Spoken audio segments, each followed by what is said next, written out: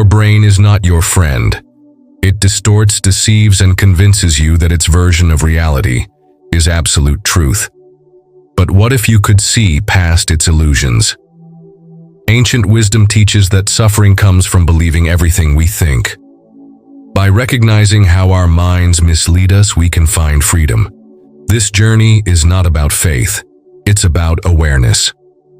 Let's explore 10 powerful lessons to help you see clearly, live wisely, and break free from self-created suffering.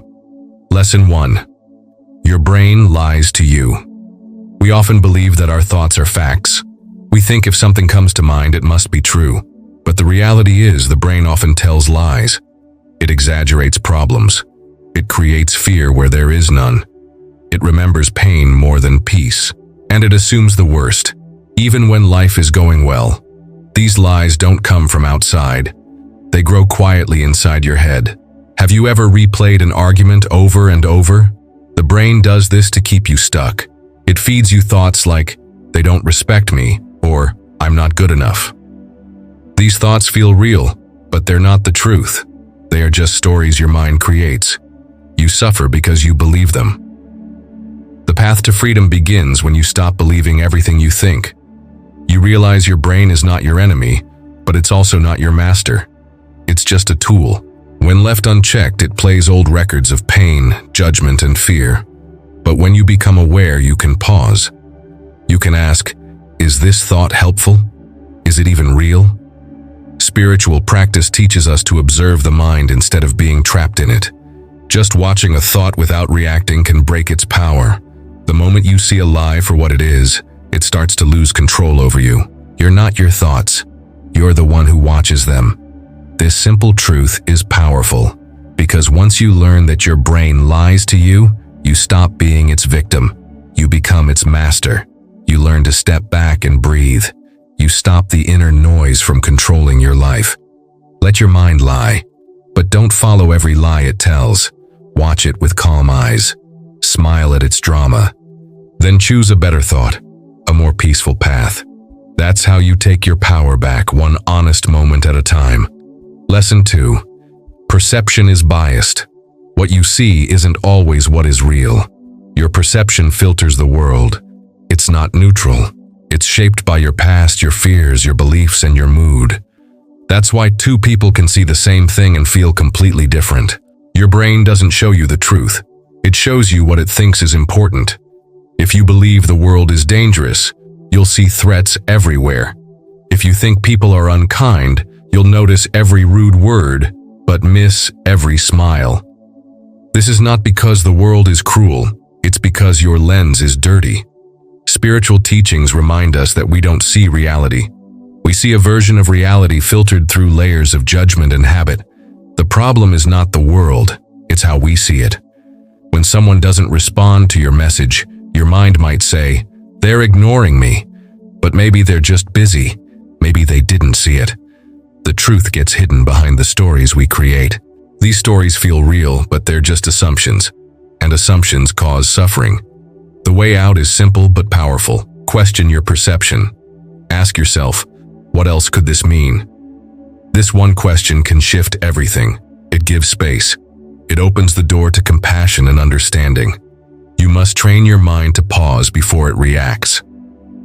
Instead of instantly labeling things as good or bad, try to see them as they are. Just moments, just people, just life happening. Without your mental labels, the world becomes lighter, softer, less painful. When your perception softens, your heart opens. You become less defensive, less judgmental. You listen more, you understand better, and life starts to feel more peaceful. Remember, you don't see the world as it is. You see it as you are. Clean your lens.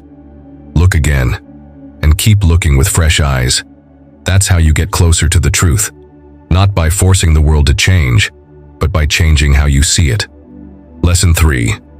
Desire warps reality. Desire is not just wanting something, it's the feeling that you need it to be happy. It's the thought, if I just have that one thing, I'll feel complete. But here's the trap. The brain lies again. It convinces you that happiness is somewhere else, always just out of reach. You chase a job, a person, a lifestyle. You work harder. You sacrifice peace for success. You think, once I get there, I'll be at peace. But when you reach the goal, peace doesn't last. Soon there's a new desire, a new chase. The mind is never satisfied. It always wants more. That's its nature. And when you don't get what you want, you feel frustration. When you do get it, you fear losing it. Either way, you suffer. Spiritual wisdom teaches that desire isn't bad, but it's not the path to freedom. The trick is to see desire clearly, to understand that it's just a feeling, not a command. You can want something without letting it control you. You don't have to destroy desire, just don't let it destroy your peace. When you want something, ask yourself, is this need real? Or is it just my brain playing tricks again? Often you'll realize you already have what you need. Gratitude breaks the spell of desire. When you stop and notice what's already here, the hunger softens. You feel full, you feel enough. And when you feel enough, the world stops spinning. You stop chasing, you start living. Desire will always whisper in your ear. That's okay, just don't follow every whisper, smile at it. Breathe. Then come back to the present, to this moment. That's where joy lives, not in some future reward. True peace comes not from getting more, but from needing less. Not from having everything, but from realizing you already are everything. And the brain can't give you that. Only awareness can. Lesson 4. Ego creates illusion. Ego is not pride. It's the false idea of who you think you are. It says, I am this role, this name, this success, this pain. It's a mask, a story.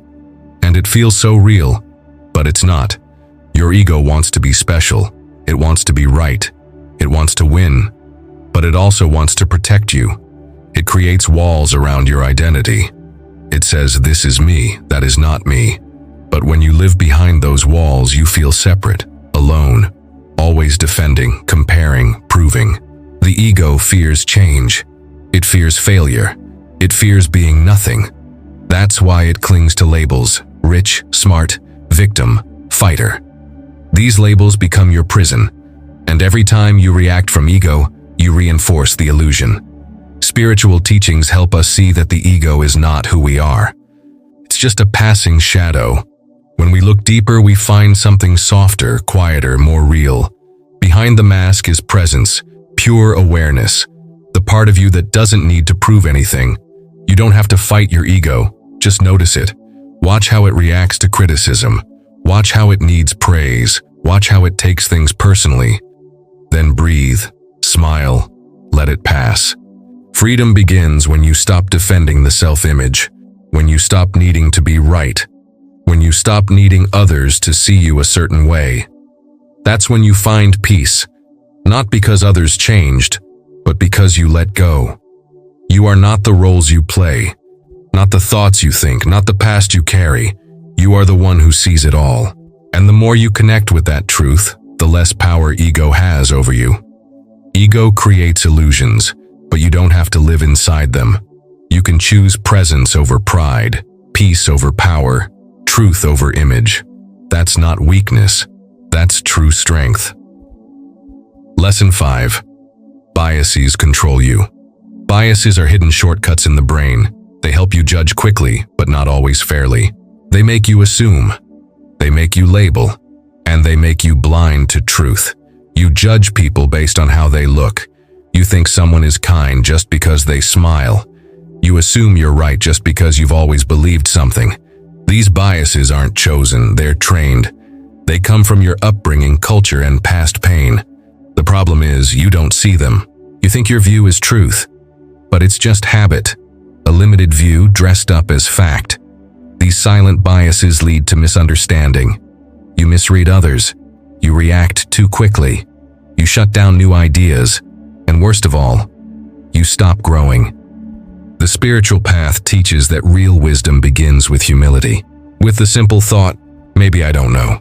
This opens the mind, it creates space, it helps you see beyond your filter. Instead of reacting with judgment, you pause. You ask, what else might be true here? This one pause can save a friendship, heal a wound, open your heart. Your brain wants to protect you, so it holds on to old stories.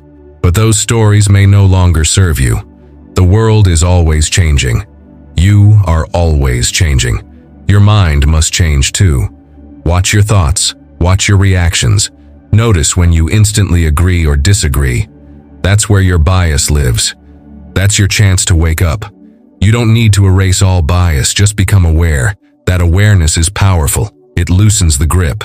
It helps you listen deeply, see clearly, and act wisely. When you admit you don't know everything, you grow. When you stop judging so quickly, you connect. That's how you become free, not by knowing more, but by seeing with open eyes. Bias may guide your brain, but awareness can guide your life. Lesson 6.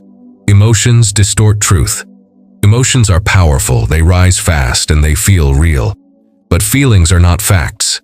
Just because you feel something doesn't mean it reflects the truth. When anger shows up, your brain tells you that someone wronged you. When sadness comes, your mind whispers that life is unfair. When fear appears, it says danger is near, even when there's nothing to fear. These emotional waves color your thinking. They twist your view. They make you believe things that aren't real. Think about it. When you're calm, a problem looks small. But when you're upset, the same problem feels like a mountain. What changed? Not the problem, your mind. This is how emotions trick you. They flood your thoughts. They push you to speak without thinking, to act without wisdom. And afterward, when the emotion fades, you often regret your words or actions. The spiritual path reminds us not to fight emotions, but to see through them. Don't become your anger, don't drown in your fear. Instead, become the observer. Watch your feelings rise. Feel them fully. But know they will pass. Just like a storm, no emotion lasts forever. If you can wait, the sky clears, the mind settles. And in that stillness, the truth returns. Don't let temporary feelings lead to permanent damage. Don't make decisions when you're overwhelmed. Breathe. Sit still. Allow space between feeling and reaction. That space is your freedom. This doesn't mean you deny your emotions. You honor them, but you don't let them take the wheel. You treat them like visitors. Welcome them, listen, but don't let them move in. With practice, you stop being a slave to emotions. You respond instead of react. You become steady, even in chaos. And people notice. They feel your calm. They trust your presence. Remember, emotions are messengers, not masters. Learn from them, but don't follow blindly. Your brain will try to turn every feeling into a story. Let it. Just don't believe every story. The deeper your awareness, the lighter your emotional load. Truth doesn't scream. It whispers through silence. Wait for that silence. That's where your real power lives. Lesson 7. Mindfulness sees through tricks. Mindfulness is not a big word. It simply means paying attention. Being here fully. Not lost in the past. Not chasing the future. Just present right now. Most of the time your mind is elsewhere. It runs wild. It rewinds old pain. It imagines future problems. And all the while, life is happening, but you miss it.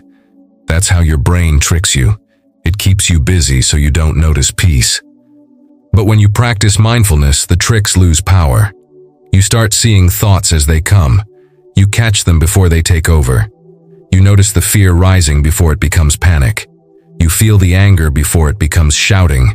It's like turning on a light in a dark room. You see clearly. And in that clarity, you make better choices. You speak with kindness. You act with wisdom. You live with balance. Mindfulness doesn't mean you stop thinking. It means you stop getting pulled away by every thought. You learn to let thoughts pass, like clouds in the sky. You stay rooted in the now. Even small moments of mindfulness can change your life. Washing dishes, drinking tea, walking outside. If you do these things with full attention, they become sacred. They bring peace. Not because the task is special, but because you are fully present. When you're mindful, you respond to life, not just react. You slow down. You breathe deeper. You listen better. And the people around you feel that. They feel heard. They feel safe. Mindfulness also reveals the habits of your mind. You start to see how quickly you judge, how often you escape into distractions. And when you see these patterns, you can shift them. The practice is simple. Just come back, again and again, to your breath, to your senses, to this moment. That's the training. It's not about perfection.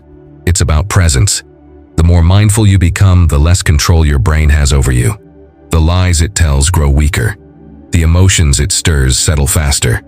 And your life becomes clearer, lighter, more peaceful. This is the gift of mindfulness. Not escape, but deep connection. Not control, but clarity. And through it, you begin to see the truth beyond the brain's noise. Lesson 8. Meditation reveals clarity. Meditation is the doorway to a quiet mind. It's not about forcing silence. It's about noticing the noise and not getting caught in it. The brain is full of thoughts, but meditation teaches you to step back and watch. When you sit in stillness, you begin to see your patterns. You notice how quickly your mind jumps from one thought to another, how easily you get pulled into worry, judgment, or fantasy. But instead of fighting those thoughts, you let them pass. You learn to rest in awareness. Meditation is not about becoming someone new. It's about discovering who you already are beneath the noise. You are not your racing mind. You are the one who watches it.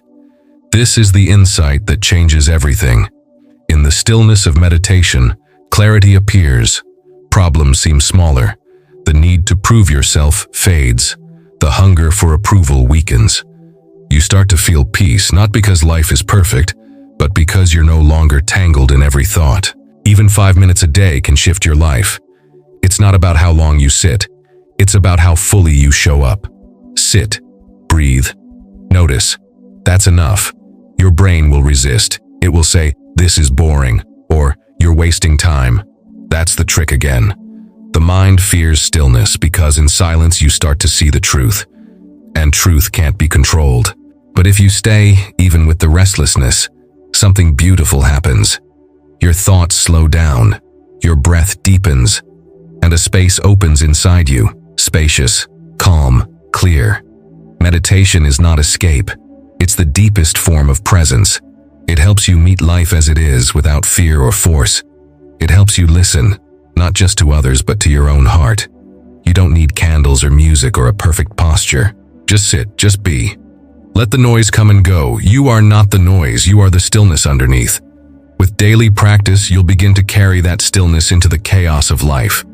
You'll speak with more kindness, you'll act with more patience, and you'll start to trust yourself, not your thoughts, but your awareness. That's the clarity meditation brings. Not answers from outside, but deep peace from within. Lesson 9. Ignorance causes suffering. At the root of all suffering is ignorance. Not the lack of knowledge, but a lack of understanding about ourselves, others, and how life truly works. We suffer because we don't see things clearly. We chase what doesn't matter. We run from what could help us grow. Your brain often hides this truth. It tells you that happiness lies in things: money, praise, status, control. But once you get those things, the happiness fades. Then you chase again. This is the cycle of suffering. The real problem is not what happens outside of you. It's the misunderstanding inside. You think things should always go your way. You think people should behave the way you want. You think life owes you something. And when reality doesn't match your expectations, you suffer. But here is the powerful insight. Suffering doesn't come from pain. It comes from resisting pain. It comes from saying, "This shouldn't be happening," even when it is. When you don't understand this, you blame others. You hold grudges, you cling to what's gone. You fear what's next. And in doing so, you hurt yourself.